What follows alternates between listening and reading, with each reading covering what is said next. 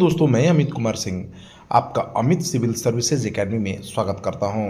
दोस्तों, मेरे चैनल पर आप डेली बिहार करंट अफेयर्स देखते हैं। आज मैं आपके लिए 3 और 4 अगस्त 2024 के सभी इंपॉर्टेंट बिहार करंट अफेयर्स लेकर हाजिर हूं। इसमें हम लोग 6 अखबारों का राष्ट्रीय और अंतर्राष्ट्रीय खबरों को भी देखते हैं।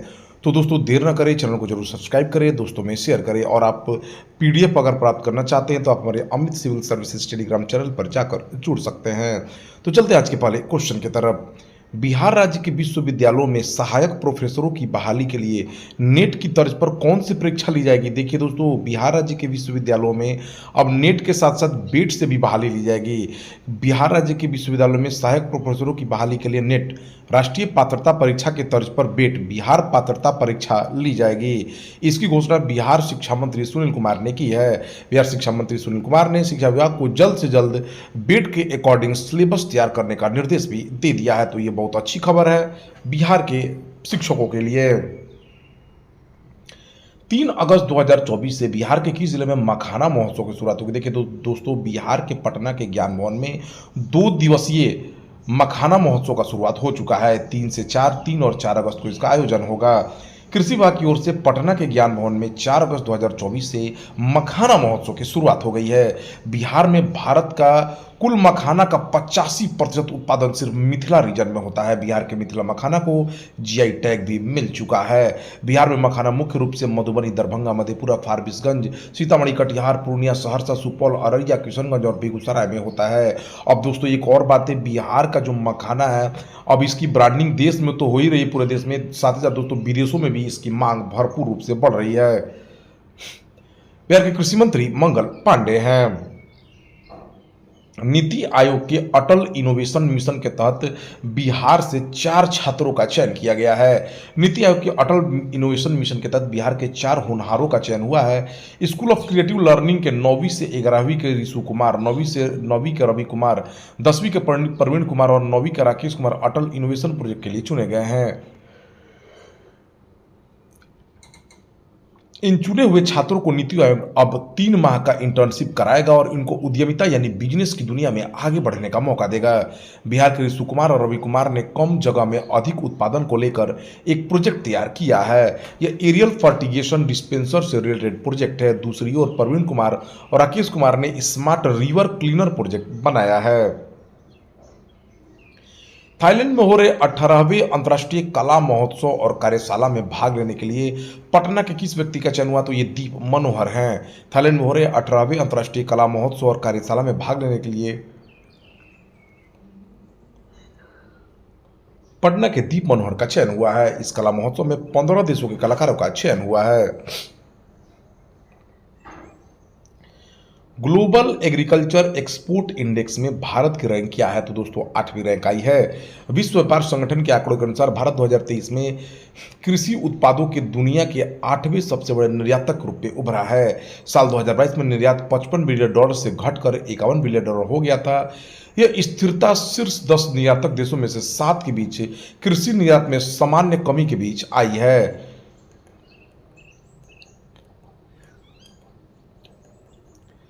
कृषि अर्थशास्त्रियों के 32वें अंतर्राष्ट्रीय सम्मेलन का आयोजन कहाँ किया जाएगा? तो नई दिल्ली में। प्रधानमंत्री नरेंद्र मोदी 3 अगस्त 2024 को नई दिल्ली में राष्ट्रीय कृषि विज्ञान केंद्र परिसर में कृषि अर्थशास्त्रियों के 32वें अंतर्राष्ट्रीय सम्मेलन का उद्घाटन करेंगे। International association of agriculture economist द्वारा आयोजित यह त्रिवार्षिक सम्मेलन 7 अगस्त तक चलेगा। यह 65 वर्षों में पहली बार है कि ICA भारत में आयोजित किया जा रहा है। आगामी युग युगीन भारत संग्रहालय पर राज्य संग्रहालय सम्मेलन का उद्घाटन किसने किया है? तो गजेंद्र सिंह शेखावत ने। केंद्रीय संस्कृति और पर्यटन मंत्री गजेंद्र सिंह शेखावत ने संस्कृति मंत्रालय द्वारा 1 से 3 अगस्त 2024 तक भारत मंडपम नई दिल्ली में आयोजित 3 दिवसीय आगामी युग युगीन भारत संग्रहालय पर राज्य संग्रहालय सम्मेलन का उद्घाटन किया है।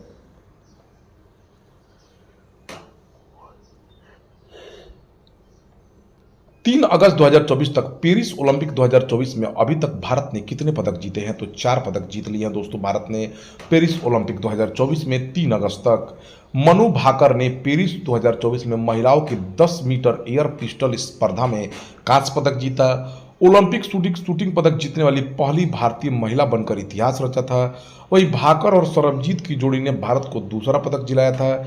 निशानेबाज स्वप्निल कुसाले ने पुरुषों की 50 मीटर राइफल 3 पोजीशन फाइनल में कांस्य पदक जीतकर पेरिस ओलंपिक में भारत के लिए तीसरा पदक जीत लिया है।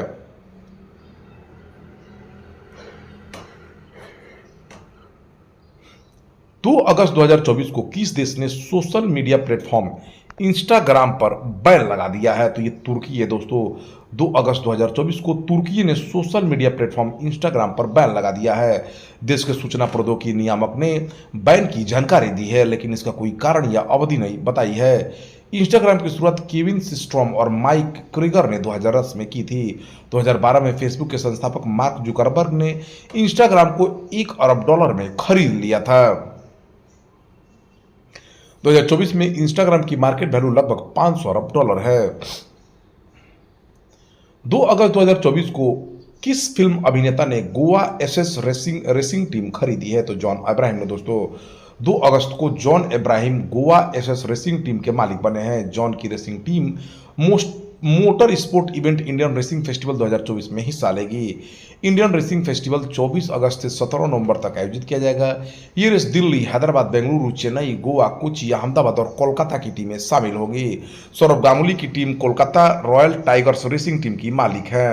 अर्जुन कपूर के स्पीड डेमंस दिल्ली टीम को खरीदा है। 2 अगस्त 2024 को academy of motion picture arts and sciences ने किसे दोबारा अध्यक्ष चुना है? तो जेनेट यंग को। 2 अगस्त 2024 को academy of motion picture arts and sciences ने जेनेट यंग को दोबारा अध्यक्ष चुना है। वे 2022 में पहली बार फिल्म एकेडमी की अध्यक्ष बनी थी। एएमपीएस की स्थापना 11 मई 1927 को अमेरिका की कैलिफोर्निया में हुई थी। फिल्म सिटी बोर्ड ने लेस्ली बार्बर को उपाध्यक्ष नियुक्त किया है। तो academy of motion picture arts and sciences film academy की जो अध्यक्ष है वो जेनेट यंग बनी है। 1 अगस्त 2024 को केंद्र सरकार ने किस देश को 2 अतिरिक्त बंदरगाह देने की घोषणा की है? तो मालदीव को दोस्तों। 1 अगस्त 2024 को केंद्र सरकार ने मालदीव को 2 अतिरिक्त बंदरगाह देने की घोषणा की है। अब मालदीव गुड्स एक्सपोर्ट के लिए कांडला सागर और विशाखापट्टनम सागर बंदरगाह का इस्तेमाल कर सकेगा। कांडला और विशाखापट्टनम सीमा शुल्क समुद्री बंदरगाहों को इंपोर्ट गुड्स के एक्सपोर्ट के लिए उपयोग में लिया जाएगा। कांडला बंदरगाह भारत के गुजरात के कच्छ जिले में स्थित है। कांडला देश की सबसे बड़ी बंदरगाह है, जिसकी जिम्मेदारी कांडला पोर्ट ट्रस्ट के पास है। इंपोर्ट एक्सपोर्ट के लिए बंदरगाह पूरी दुनिया से जुड़ा हुआ है। विशाखापट्टनम आंध्र प्रदेश का इकलौता प्रमुख बंदरगाह है। यह देश की तीसरी सबसे बड़ी बंदरगाह है और पूर्वी तट पर सबसे बड़ी बंदरगाह है।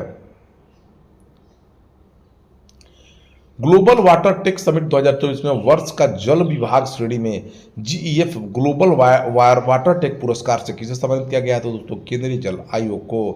केंद्रीय जल आयोग को नई दिल्ली में global energy and environment foundation द्वारा आयोजित ग्लोबल वाटर टेक समिट 2024 में वर्ष का जल विभाग श्रेणी में जीईएफ ग्लोबल वाटर टेक पुरस्कार से सम्मानित किया गया है। किसे आईआईटी खड़गपुर ने मानद डॉक्टरेट की उपाधि से सम्मानित किया है? तो सुंदर पिचाई को। सिलिकॉन वैली और भारतीय शिक्षा जगत के प्रतिष्ठित हॉल को जोड़ने वाले एक महत्वपूर्ण अवसर पर गूगल और अल्फाबेट के सीईओ सुंदर पिचाई और उनकी पत्नी अंजलि पिचाई को उनके अल्मा मेटर भारतीय प्रौद्योगिकी संस्थान खड़गपुर द्वारा सम्मानित किया गया है। सैन फ्रांसिस्को में आयोजित इस समारोह में दंपति के पहले से ही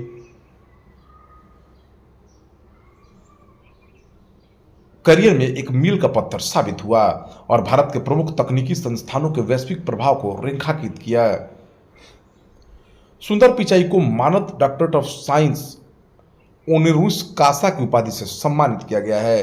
तो दोस्तों ध्यान दीजिए, आईआईटी खड़गपुर ने सुंदर पिचाई को मानद डॉक्टरेट की उपाधि से सम्मानित किया है।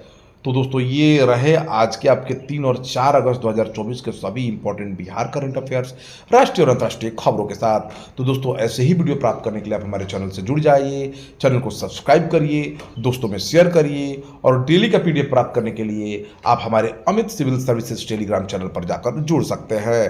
Thank you for watching my videos. और दोस्तों मैं ये कहना चाहूँगा कि आप जो भी दोस्त आपके हैं जिनको डेली के बिहार करंट अफेयर्स नहीं मिलते हैं, आप हमारे चैनल को जरूर शेयर कर दें।